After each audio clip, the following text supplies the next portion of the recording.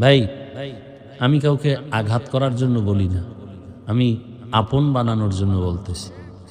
আমি সবার কল্যাণ চাই, শান্তি চাই, সবাই যেন শান্তিতে জীবনযাপন করে আখেরাতমুখী হয়ে যায়। তার মানে আপনাকে বড় হুজুর পাগড়িওয়ালা হতে হবে, আমি কিন্তু এটা বলি না একবারও। আমি কওমি মাদ্রাসার সন্তান, একবারও বলি নাই তুমি স্কুল বাদ দিয়া কওমি মাদ্রাসায় যাও। আমি তাবলিগের লাইনের সন্তান, একবারও বলি নাই তাবলিগে যাও। আমি পীরের মুরিদ, কিন্তু একবারও বলি নাই তুমি পীরের কাছে যাও।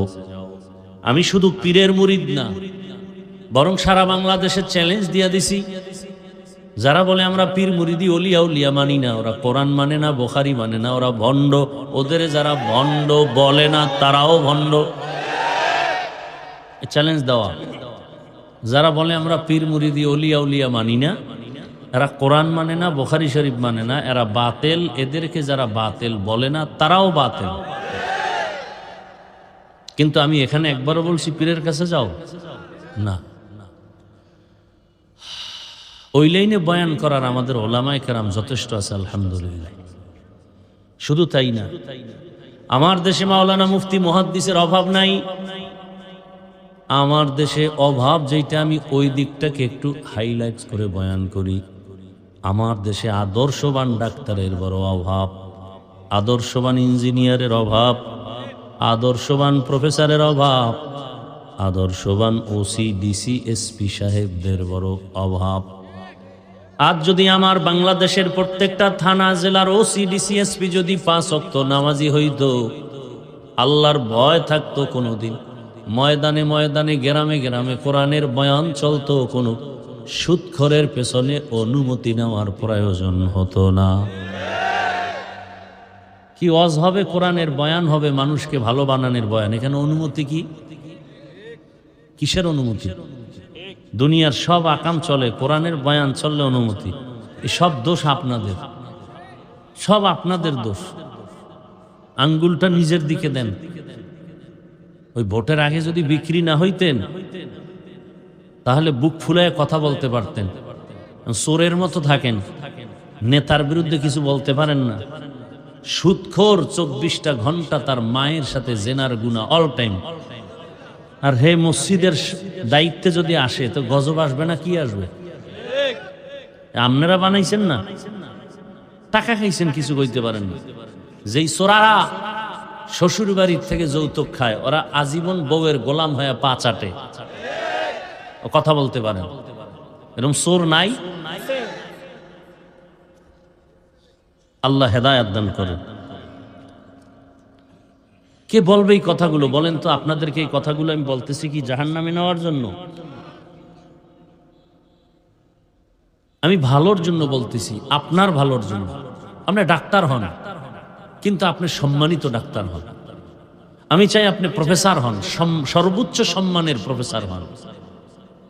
গোটা দুনিয়ার মানুষ ওই লোকটাকে কে চেনে না? ডাক্তার জাকির নায়েক। কি টাকার গরম, ক্ষমতার গরম? আমগো দেশের তাসলিমা নাসরিনও তো একজন এমবিবিএস ডাক্তার, তো জুতা খাইয়ে বিদেশ গেল কেন, পালাইলো কেন? শুধু ডাক্তার না, তাসলিমা নাসরিন কোরআনের তাফসির পড়ে, ব্যাখ্যা করে, আর আল্লাহর ভুল ধরে। তো জাকির নায়েক সাহেবও ডাক্তার, তাসলিমাও। জাকির নায়েকের জন্য গোটা দুনিয়া পাগল কেন? টাকার গরমে না, ক্ষমতার পাওয়ারে না, একমাত্র সুন্দর চরিত্র, নৈতিক আদর্শের কারণে। জীবনের চরিত্র এক অমূল্য সম্পদ। আমি আজ চ্যালেঞ্জ দিয়া যাব যুবকদেরকে, তুমি যুবক চরিত্র ঠিক রেখে ডাক্তার হও, ইঞ্জিনিয়ার হও। আমাদের লাইনে তো লোক আছে, ওই লাইনে লোক দরকার। কে? 5 ওয়াক্ত নামাজি দরকার, দাড়িওয়ালা দরকার, দাড়ি টুপিওয়ালা দরকার। দাড়ি টুপি কি কোনো ফিসাবের নিয়ম না রসুলের আদর্শ? আপনি রসুলের কেমন উম্মত যে আপনাকে দাড়ির জন্য আলাদা বয়ান দিতে হচ্ছে? আপনি কেমন রসুলের মহাব্বতের উম্মত যে টুপির জন্য আপনাকে আলাদা বয়ান দিতে হয়?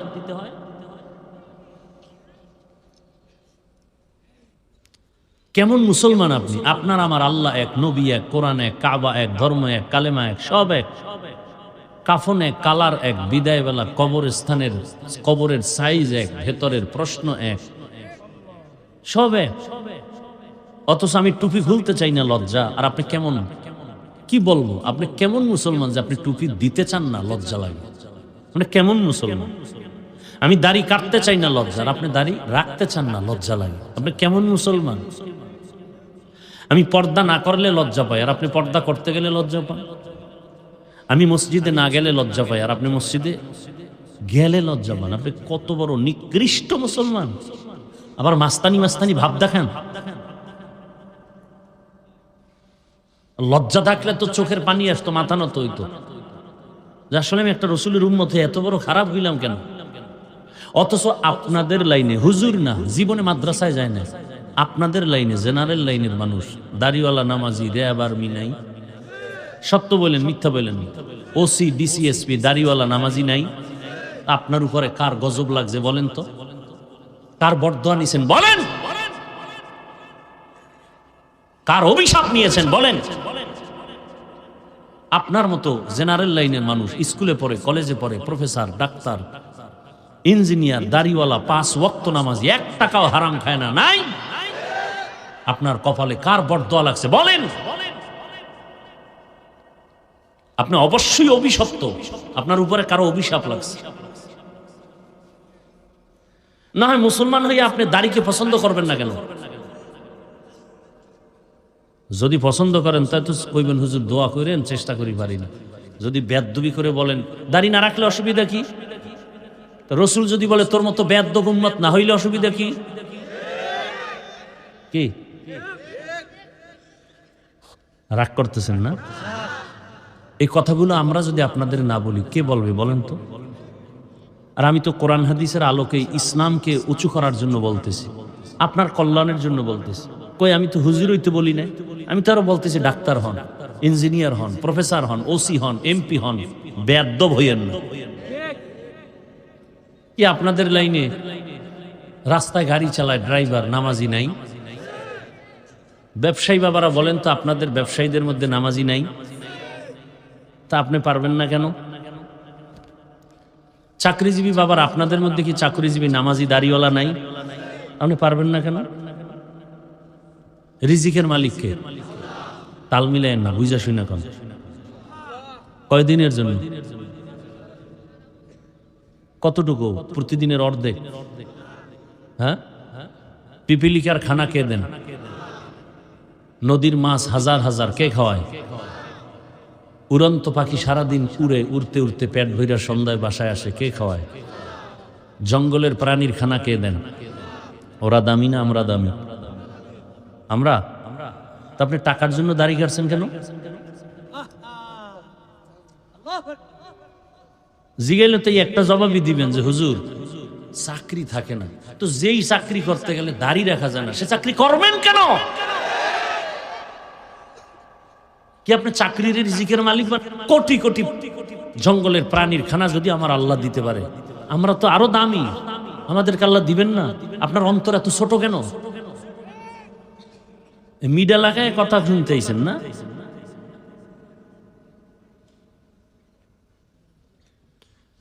আল্লাহ কি বাহাদুর! কই 10 তলা বিল্ডিং খাড়ায় রয়েছে, আর বাহাদুরে কলাপাতা বিছিয়ে জঙ্গলে ঘুমায়। এই মাস্তানির লাভ কি? কোন লাভ আছে? কয়দিন? নমরুদ কই, ফেরাউন কই, সাদ্দাত কই, সাদ্দাম কই, গাদ্দাফি কই, বুশ কই, আরো রা কই? কিছুদিন পরে শুনবো আপনারা কই। আকাম করলে তো আপনারও বিল্ডিং থুইয়া পালাইতে। একই তো নিয়ম। নিয়ম কি 2 নাকি? টাকা দিয়া সম্মান কিনলে কি হয়? প্রথমে ফুলের মালা, ফাইনালে জুতার মালা। আর আমরা সম্মান কিনার জন্য ঘুরি না, আল্লাহর কাছে ভোর রাত্রে কান্না করি। বঙ্গোপসাগর কুয়াকাটার থেকে একটা থাপ্পড় দিয়ে আল্লাহ বগুড়ার জমিনে চেয়ারে বসায় বয়ান শুনাইতেছে। কোন দল আইলো আর গেল জানার দরকার নাই। এমপি সাহেব দেখছে, হুজুর আপনার নাম শুনছি, দেখা হয়ে গেছে, দোয়া করেন। আর আপনি এই এমপির পিছে ঘুরতে ঘুরতে পায়ের চামড়া শেষ। যখন চেয়ারে বসাই দিয়েছেন, এবার দেখা করতে গেলে 1 সপ্তাহে সিরিয়াল লও।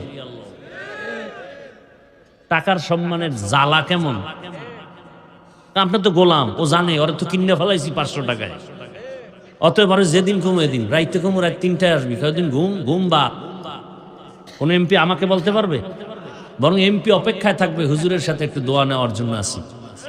এটা টাকা দিয়ে কিনছি, আপনাদেরকে বুঝাবার জন্য বলছি, ছোট করতেছি না, বুঝাবার জন্য বলি। আল্লাহ বিবেক দিছে, বুঝেন না কেন?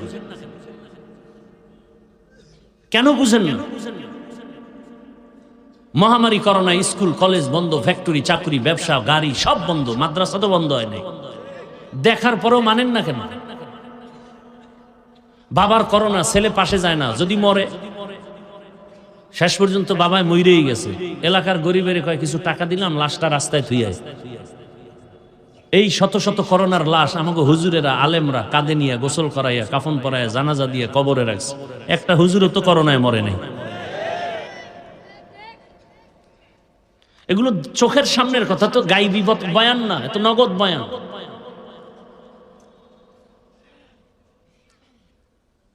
অনেক কিছু হয়ে গেছেন, মানুষ হতে পারেন না, এটা ফাইনাল কথা। আমি মাওলানা হইছি, বক্তা হইছি, মানুষ হতে পারি না। যদি মানুষ হইতাম তাহলে আমার চেহারা দেখলেই বেনামাজি আসতে মাথা নত করতাম।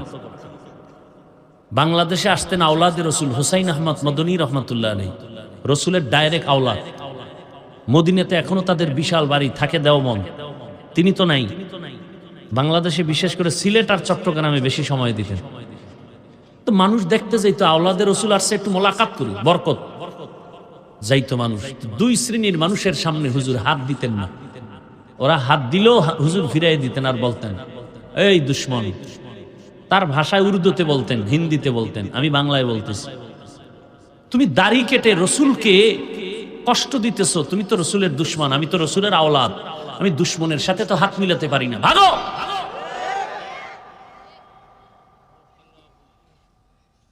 আর এক শ্রেণীর মানুষের সাথে হুজুর হাত মিলাতেন না আওলাদে রসুল, যারা সাহাবায়ে কেরামের বিরোধিতা করে, এরাও রসুলের দুশ্মন।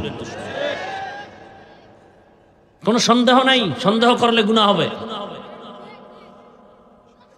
এই দুই শ্রেণীর মানুষের সাথে আওলাদে রসুল হাত মিলাতেন না, এরা ছিলেন মানুষ। আর আমি মাওলানা বক্তা হইছি ঠিক, মানুষ হতে পারিনি। আচ্ছা বলেন তো, জান্নাতের টিকিট পাইছেন কতজন সাহাবা? এটা আজকে শুনলেন? বলেন তো প্রথম সাহাবীকে? আবু বকর। দ্বিতীয়কে? তৃতীয়কে? চতুর্থ? এরকম কতজন? এদের ইতিহাস আজকে গুগলে সার্চ দেন, খোলাফায়ে রাশিদিনের ইতিহাস, বাংলায় চলে আসবে। দেখেন তো আবু বকরের ইতিহাস, সারা জীবন কান্না কান্না কান্না। ওমরের ইতিহাস কান্না কান্না কান্না। জান্নাতের টিকিট হাতে পেয়ে কাঁদলেন কেন? ঘটনা বলার সময় নেই। রসুল মসজিদে নববীর পার্শ্বেই ঘুমায় আম্মা জান আয়েশার হুজরা। নবী এশা পরেই ঘুমায় যাইতেন, কারোর সাথে কোনো কথা বলতেন না। আর নবীর ঘুম কি ছিল? চোখ বন্ধ, কলব খোলা। নবী হঠাৎ ঘুমে গেছেন গভীর, হঠাৎ রাতেরও গভীর, ঘুমেরও গভীর, হঠাৎ কান্নার আওয়াজ আসতেছে। রহমতের নবী সজাগ হয়ে গেলেন, পেরেশান, কান্নার আওয়াজ আসে, আমার ঘুম ভেঙে গেল, কে কাঁদে? রহমতের নবী ঘুম থেকে উঠলেন, বের হইয়া মসজিদের দরজার পেছনে দাঁড়ায় দেখে মসজিদের মধ্যে একজন গোলাম নামাজে দাঁড়ায় দাঁড়ায় কাঁদতেছে। নবী ভাবলেন কোনো ভিন্ন কোনো ব্যক্তি নাকি, ভালো করে নজর করে দেখলেন কেউ না, জান্নাতের প্রথম সাহাবী আবু বকর নামাজে দাঁড়ায় কাঁদতেছে। নবী অপেক্ষা করতেছেন, নামাজ শেষে তাকায় দেখে রহমতের নবী দাঁড়ানো। আবু বকর বললেন, ইয়া রাসূলুল্লাহ, আমাকে মাফ করে দেন, আমার কান্না আমি কন্ট্রোল করতে পারি নাই, আওয়াজটা বেড়ে গেছে, আপনার ঘুম ভেঙে গেছে, আমাকে মাফ করে দেন। নবীজি বলেন, আপনি কাঁদলেন কেন? বলে, আল্লাহর আদালতে কেমনে দাঁড়াবো সেই ভয়ে কাঁদছি। কেন, আপনার না জান্নাতের টিকিট আছে? বলে আছে। কিন্তু নবী আপনিই তো বয়ান করেছেন হাসরের ময়দানে সব নারী পুরুষ সব উলঙ্গ দাঁড়াবে, একসাথে দাঁড়াবে। হাসরের ময়দানে সূর্যের গরম, জাহান্নামের আগুনের আওয়াজ, আবার আল্লাহ রাগ করে আওয়াজ দিবেন, হুঙ্কার দিবেন, লিমানিল মুলকুল ইয়াউম লিল্লাহিল ওয়াহিদিল কাহ্হার। নবী আপনিই তো কান্না করে বয়ান করেছেন হাসরের মাঠে এমন হালাত হবে, আমার আল্লাহ যখন রাগ হয়ে আওয়াজ দিবেন তখন হাসরের মাঠ থরথর করে কাঁপতে থাকবে। এমন কঠিন সময় নবীরা পর্যন্ত কান্না শুরু করবেন। আদম নবী কাঁদবেন, মুসা নবী কাঁদবেন, ঈসা নবী কাঁদবেন, ইব্রাহিম নবী কাঁদবেন, সব নবীদের কান্না। নবীরা যদি কান্না করে, আমি আবু বকরের উপায় কি? ওই দিন আল্লাহ পাক আমি আবু বকরকে ডেকে যদি বলেন, আমার জান্নাতের জন্য কি আমল নিয়ে আসছো, আমি যদি বলি হে মালিক রোজা, নামাজ, তেলাওয়াত, জিকির, আল্লাহ যদি বলেন আমি যেইভাবে নামাজ চাইছি ওইভাবে হক আদায় করে নামাজ দিতে পারো নাই, আমি যেভাবে রোজা চাইছি হক আদায় করে দাও নাই, মানুষকে দেখায় দেখায় আমল করছো, আমি আল্লাহ আজ তোমার আমল পছন্দ করি নাই, অতএব তোমার আমল তুমি নিয়ে জাহান্নামে চলে যাও। আল্লাহ যদি বলেন ওই সময় কে আমাকে ফিরাবে, ওই ভয়ে আমি চোখের পানি ছেড়ে কান্না শুরু করেছি, আমি আল্লাহর আদালতে কেমনে দাঁড়াবো। বড় কঠিন হালাত। এভাবে বলতে থাকলে সারা রাত চলে যাবে। ওমরে ফারুককে নবীজি বলেন আকাশের দিকে তাকায় দেখো কত তারকা, গণনা করা যায় না, আমার ওমরের আমলে তো বেশি গণনা করা যায় না। ভালো করে বুঝেন, সব নবী রাসূল আমার আল্লাহর আশিক, আর আমার আল্লাহ হলেন শুধু মুহাম্মদের আশিক। বুঝেন বুঝেন। আবার ভিন্ন লাইনে সব সাহাবারা নবীজির আশিক, আর নবী শুধু ওমরের আশিক।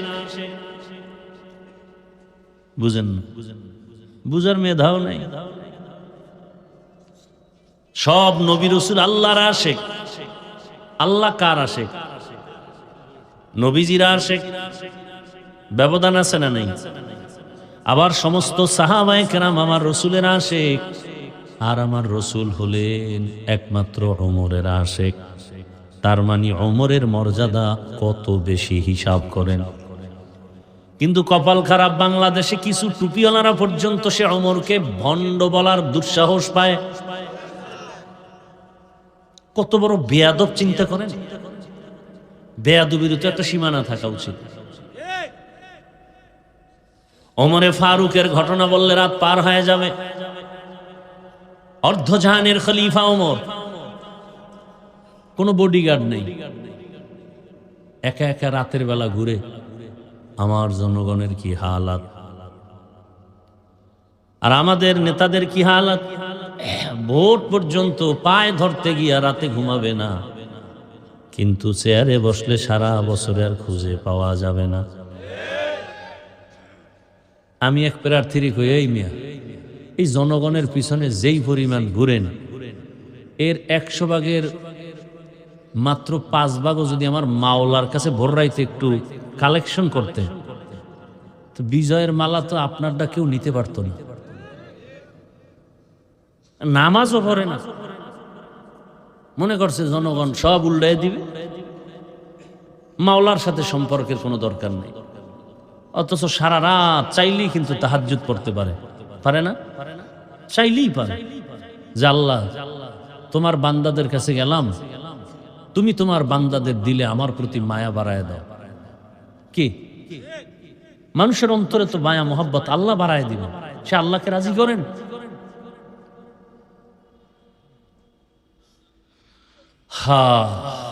ওমরে ফারুক ঘুরে ঘুরে দেখে কি হালাত।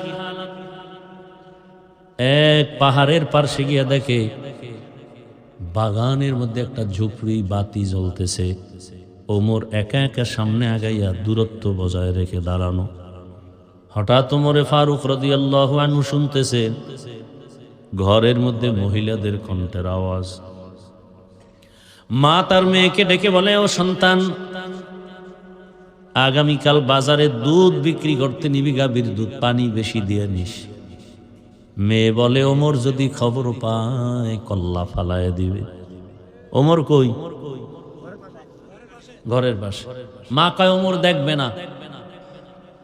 মেয়ে ডাক দিয়া কয়, ওমর যদিও দেখবে না, ওমরের আল্লাহ তো দেখবেন।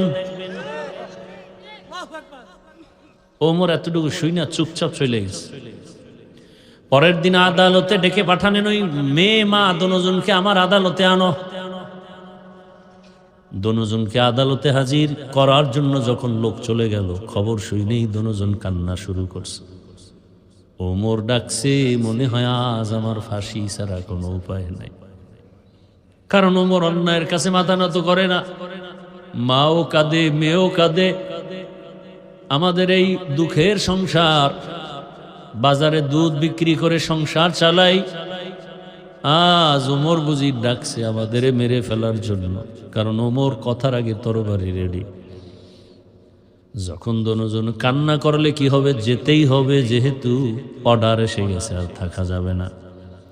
ওমরের আদালতের পার্শ্বে কানতে কানতে গিয়া ওমরে ফারুক রাদিয়াল্লাহু তাআলা আনহু আওয়াজ দিয়া কয়, মা কাঁদবেন না, আমি ওমরের আদালত জুলুমের আদালত না, এটা ইনসাফের আদালত, কোনো ভয় নাই।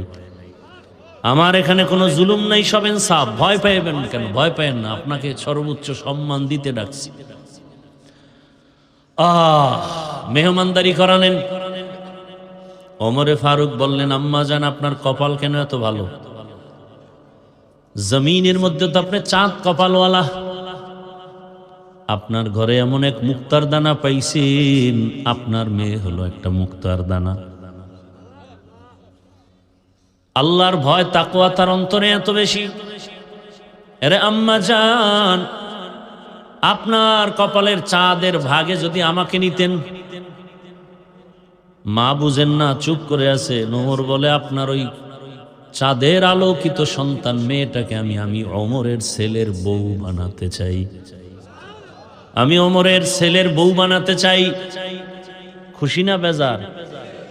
কি এর কান্না? এইবার আবার কান্না দিছে, খুশির কান্না। এতক্ষণ ছিল ভয়ের কান্না, এখন খুশির কান্না। এইবার আল্লাহর বান্দি কান্না বন্ধ করে বলে, আলহামদুলিল্লাহ। এবার তার মেয়েটা ওমরের সন্তানের বউ হয়ে গেল বিবাহের বন্ধনে। আর এই মেয়ের গর্ভধারায় আসছে আর একটা চাঁদের আলো, ওমর ইবনে আব্দুল আজিজ। আর এক চাঁদের আলো, ওমর ইবনে আব্দুল আজিজের ইতিহাস পড়লে আশ্চর্য হয়ে যাবে।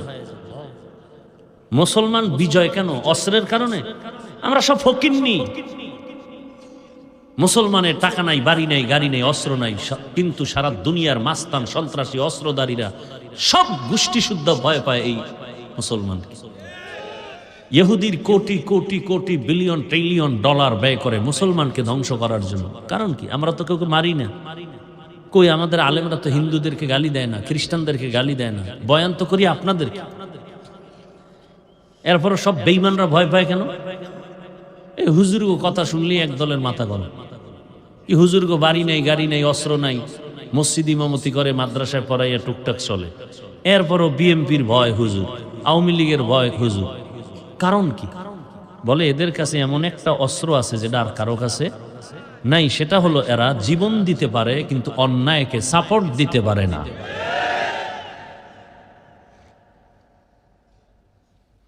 বড় কঠিন হালাত। বাংলাদেশে যতটা আন্দোলন বিজয়ী হয়েছে শুধু হুজুররা মাঠে নামার কারণে। জুলাই আন্দোলন বিজয় হয়েছে কাদের কারণে? ওলামায়ে কেরাম, ছাত্র সব নামছে। অথচ সেই সনদের মধ্যে দুনিয়ার সবগুলোর নাম আছে, একটা মাদ্রাসার ছাত্রদের নাম নেই। এ কথা বলবো কোথায়? শুনবে কে? শোনার মানুষ নাই, বলার মানুষ নাই, বিরোধিতা করার মানুষের অভাব নাই। আলেমের অবদান, অথচ এটাকে মুছে ফেলল। নাই আলেমদের কোনো একটা কলাম সনদের মধ্যে নাই। যাত্রাবাড়ির ওখানে কি পরিমাণ ছাত্র শহীদ হয়ে গেল চোখের সামনে, নাই তাদের কোনো নাম। আল্লাহ হেদায়েত দান করে। কি বয়ান করব বলে?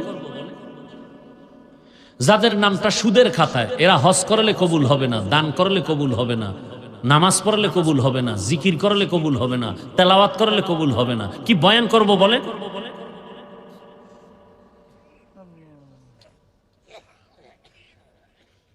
সুদের খাতায় যাদের নাম, একটা মোনাজাত কবুল হবে না, হবে না, হবে না, তওবা না করা পর্যন্ত। তা আপনি সারা জীবন সেজদা দিয়ে কপালে দাগ ফলাইলে লাভ কি? যদি আপনার ছেলে হারাম টাকা কামাই করে দেয় আর আপনি পেট ভরে খান।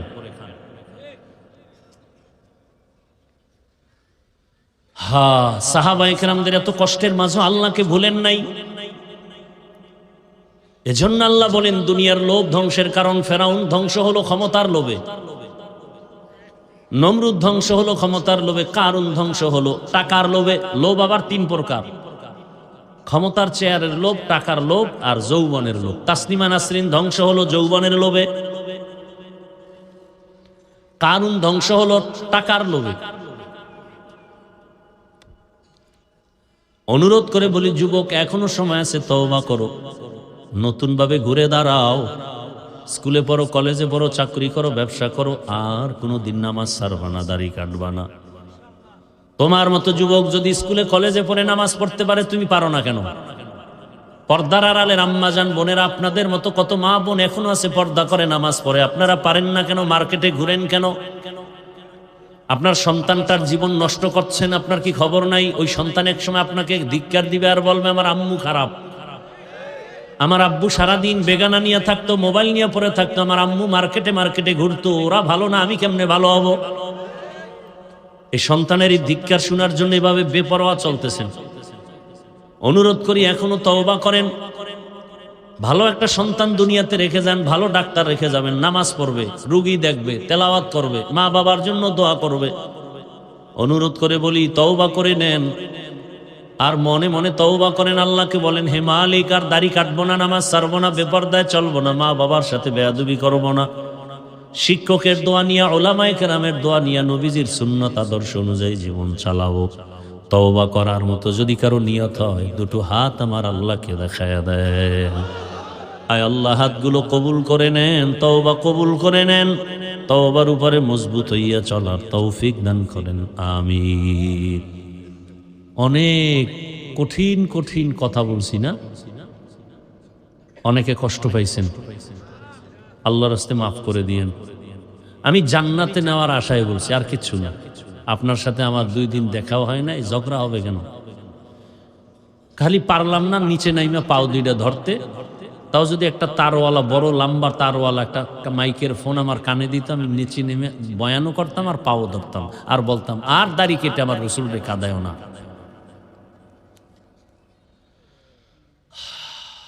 আল্লাহ পাক এ মাহফিল